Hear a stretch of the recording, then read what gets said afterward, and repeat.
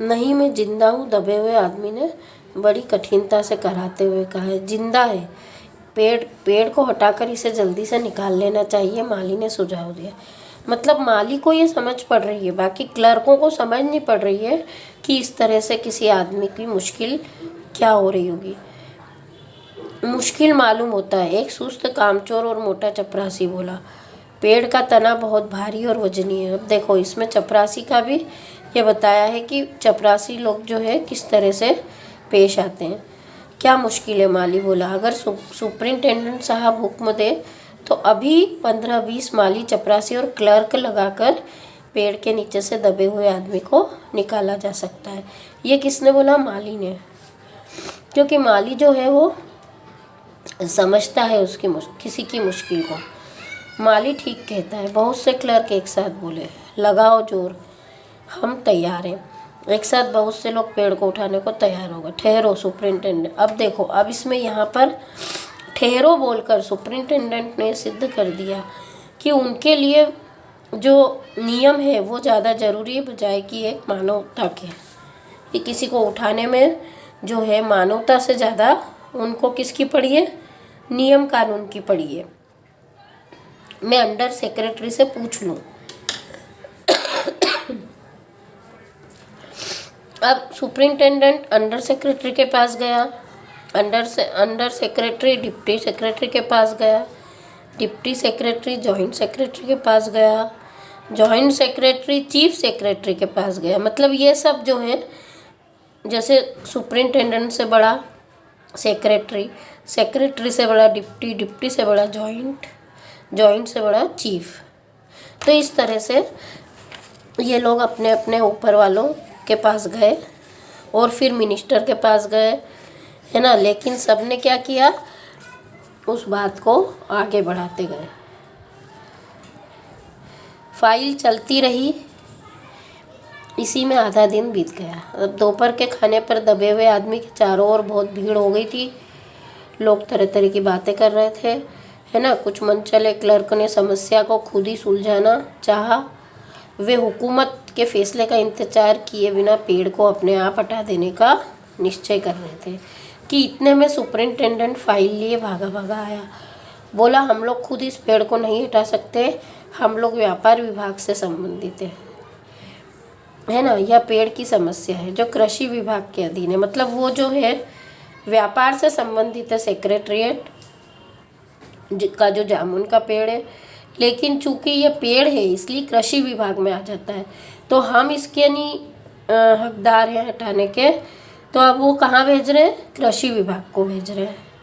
फिर कृषि विभाग से उत्तर आया कि पेड़ व्यापार विभाग के लॉन में गिरा है, इसलिए इस पेड़ को हटाने की जिम्मेदारी व्यापार विभाग पर है।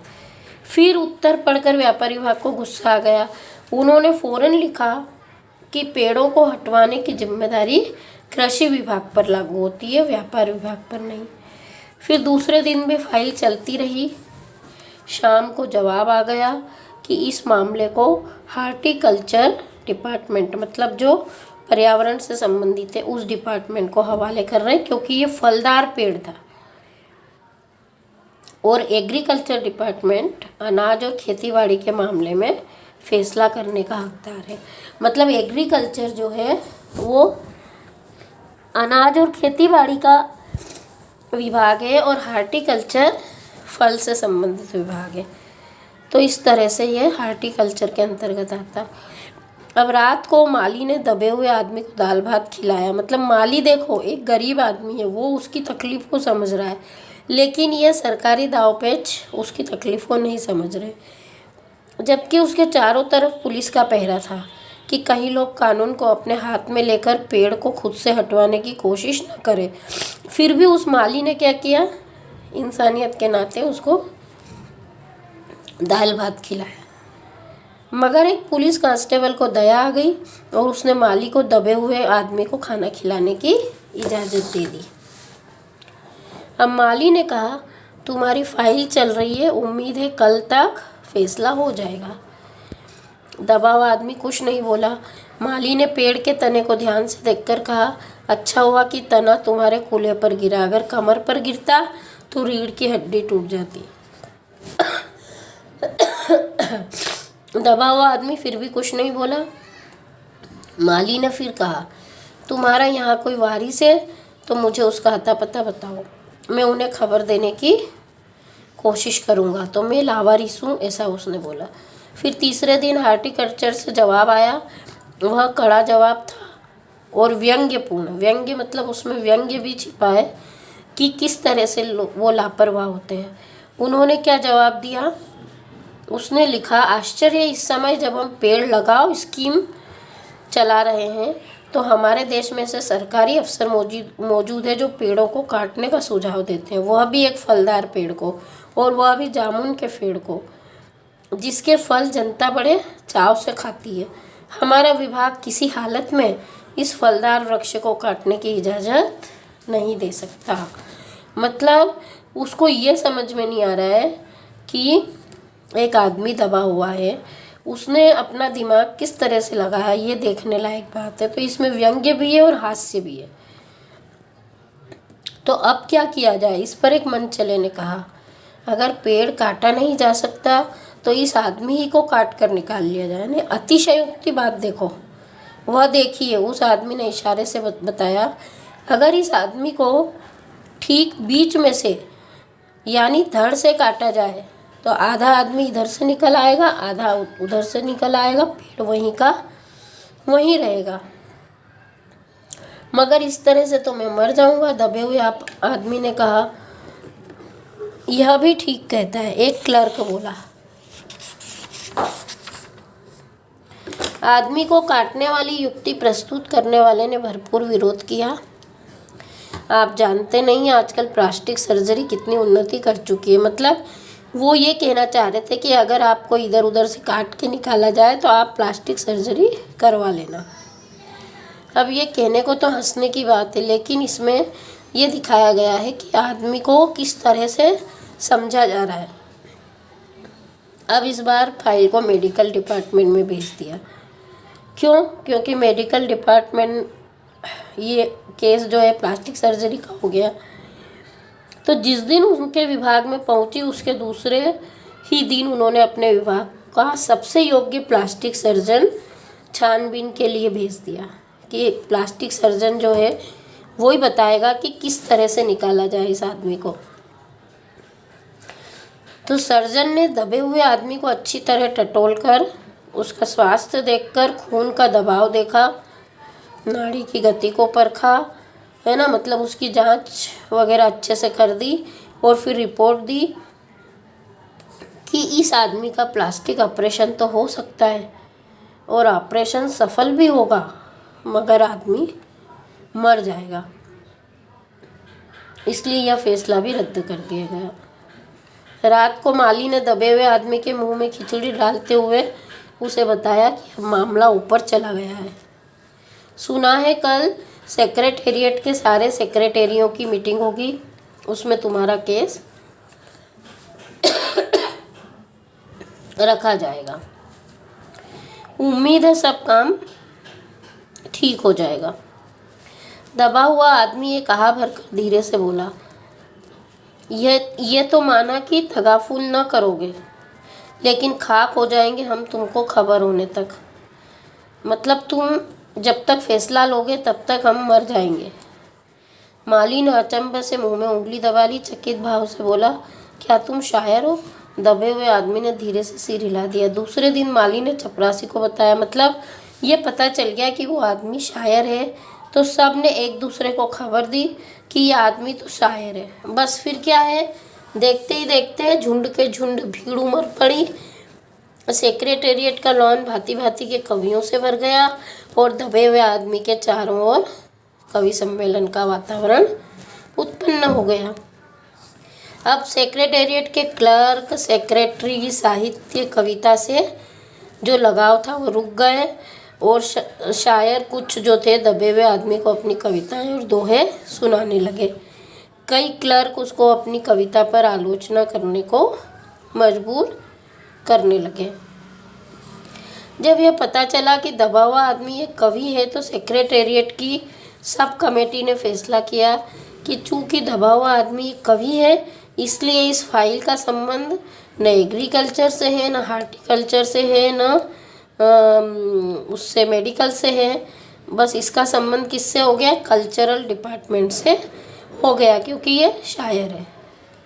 अब फाइल किसको भेजी गई? कल्चरल डिपार्टमेंट को।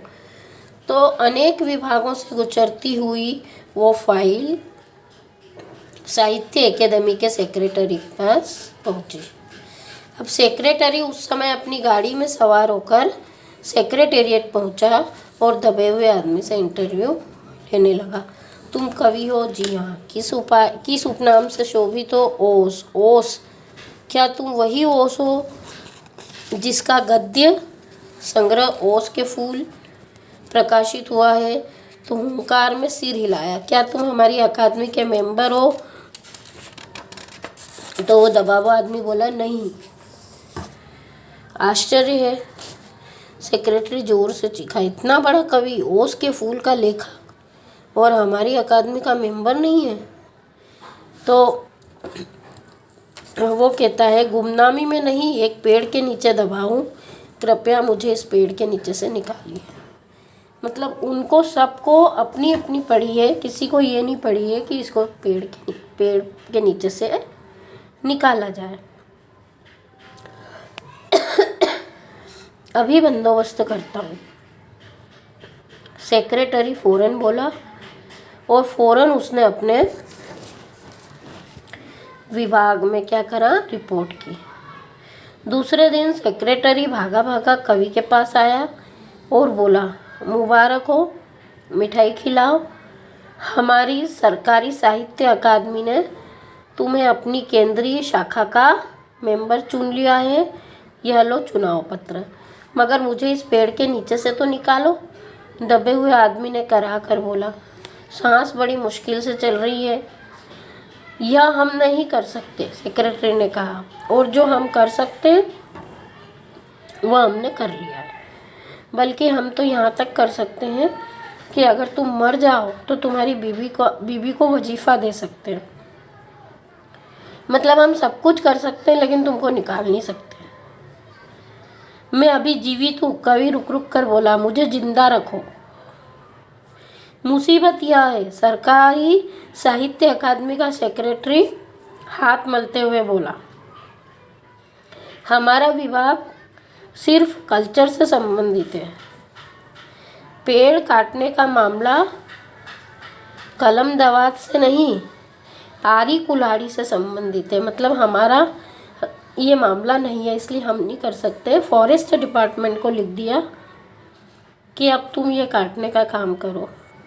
शाम को माली ने आकर दबे हुए आदमी को बताया कि कल फॉरेस्ट डिपार्टमेंट वाले आकर पेड़ काट देंगे।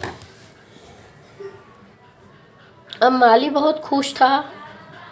दबे हुए आदमी का स्वास्थ्य जवाब दे रहा था, मगर वह किसी न किसी तरह अपने जीवन के लिए लड़े जा रहा था। कल सवेरे तक किसी न किसी तरह उसे जीवित रहना है। दूसरे दिन जब फॉरेस्ट डिपार्टमेंट के आदमी आरी कुल्हाड़ी लेकर पहुँचे, जो उनको पेड़ काटने से रोक दिया गया, मालूम हुआ कि विदेश विभाग से हुक्म आया था कि इस पेड़ को न काटा जाए। मतलब अब वो फॉरेस्ट डिपार्टमेंट वाले ने किस पे सौंप दिया मामला? विदेशी विभाग से। कारण यह था कि इस पेड़ को 10 साल पहले पिटोनियो राज्य के प्रधानमंत्री ने सेक्रेटेरिएट के लॉन में लगाया था। अब अगर यह पेड़ काटा गया तो क्या होगा? पिटोनियो सरकार से हमारे संबंध बिगड़ जाएंगे। तो एक क्लर्क चिल्लाया, मगर एक आदमी की जान का सवाल है। तो वो कहता है, दूसरी ओर 2 राज्यों के संबंधों का सवाल है। मतलब यहाँ पर फिर उसकी गाड़ी अटक गई। क्या हम इनकी मित्रता की खातिर एक आदमी के जीवन का भी बलिदान नहीं कर सकते? निस्संदेह। सुपरिंटेंडेंट को बताया गया, आज सवेरे प्रधानमंत्री दौरे से वापस आ गए हैं। आज 4 बजे विदेश विभाग इस पेड़ की फाइल उनके सामने पेश करेगा। जो वे फैसला देंगे वही सबको स्वीकार होगा। अब शाम के 5 बजे कवि की फाइल लेकर सुपरिंटेंडेंट उसके पास आया। सुनते हो, वह खुशी से फाइल को हिलाते हुए चिल्लाया, प्रधानमंत्री ने इस पेड़ को काटने का हुक्म दे दिया और इस घटना की सारी जिम्मेदारी अपने सिर ले ली। कल यह पेड़ काट दिया जाएगा और तुम इस संकट से छुटकारा हासिल कर लोगे। आज तुम्हारी फाइल पूर्ण हो गई है। सेक्रेटरी ने किसको बताया? सुपरिंटेंडेंट को, क्योंकि दौरे से वापस आ गए हैं तो विदेशी विभाग क्या करेगा? इस पेड़ की फाइल उनके सामने रखेगा और वो फैसला देंगे, वो स्वीकार हो जाएगा। ठीक है। शाम के 5 बजे सुपरिंटेंडेंट कवि की फाइल लेकर उसके पास आया और क्या कहा कि प्रधानमंत्री ने इस पेड़ को काटने का हुक्म दे दिया। इस घटना की सारी जिम्मेदारी उन्होंने अपने सर ले ली है कि कल इस पेड़ को काट दिया जाए। मगर कवि का हाथ ठंडा था। आंखों की पुतलियां निर्जीव और चींटियों की एक लंबी पंक्ति उसके मुंह में जा रही थी। उसके जीवन की फाइल भी पूर्ण हो चुकी थी। मतलब एक व्यक्ति का जो जीवन था वो किस तरह से फाइलों के नीचे दबकर पूरा हो जाता है, ये इस पाठ में हास्य व्यंग्य के माध्यम से बताया है कि फाइल कहाँ से कहाँ पहुँचती है। ये हमारे डिपार्टमेंट का काम है, हमारे डिपार्टमेंट का नहीं है। कोई भी इंसानियत को देखने को तैयार नहीं है। तो इंसानियत किस तरह से ये सरकारी आदेशों और नियमों में बंद कर रह गई है, ये इस पाठ में सीखने को हमें मिला है। इसमें हास्य भी है, व्यंग्य भी है। तो आप इस पाठ को एक बार पढ़ो अच्छे से और इसके प्रश्नोत्तर की लिंक मैंने भेज दी है। आप ये पाठ पढ़ के प्रश्नोत्तर कंप्लीट करो। लेकिन आप लोगों ने अभी तक अपने याद करे हुए लेसन के वीडियो, जो भी लेसन आपने, ये 6 लेसन इसके हुए, 6 लेसन काव्य खंड के हुए हैं, जितने भी लेसन हैं वो आपको याद करना है और वीडियो बना के भेजना है, या फिर आप वॉइस रिकॉर्ड भी भेज सकते हो। लेकिन हमको मालूम होना चाहिए कि आप पढ़ रहे हो, याद कर रहे हो। हम इतनी मेहनत से जो वीडियो बनाते हैं यूट्यूब पर, आप उनको सुनो और किताब सामने रखकर पढ़ाई करो, क्योंकि अभी आपका ये भी बाकी असाइनमेंट भी और 6 मंथली एग्ज़ाम भी आने वाली है। तो आप लोग अभी से तैयारी करोगे तो आपको इन दोनों में कोई दिक्कत आने वाली नहीं है। और कॉपी पूरी करके रखना है, क्योंकि कॉपी आपकी देखी जाएगी। उसके आधार पर आपको 70% जो इंटरनल मार्क्स है उससे दिए जाएंगे। तो आपके असाइनमेंट के भी नंबर जुड़ेंगे, कॉपियों के भी नंबर जुड़ेंगे और एग्ज़ाम्स के भी नंबर जुड़ेंगे। और जो वीडियोस आप भेज रहे हो उसके भी नंबर जुड़ेंगे। इसलिए आपको सभी करना है। लर्निंग वीडियो भी भेजना है, वॉइस रिकॉर्ड भी भेजना है, कॉपी भी भेजना है और अपने आप को ये वीडियो देखकर अपडेट रखना है। ठीक है। आपका कोर्स कंप्लीट हो गया है 11th क्लास का। अब हम रिवीजन करेंगे।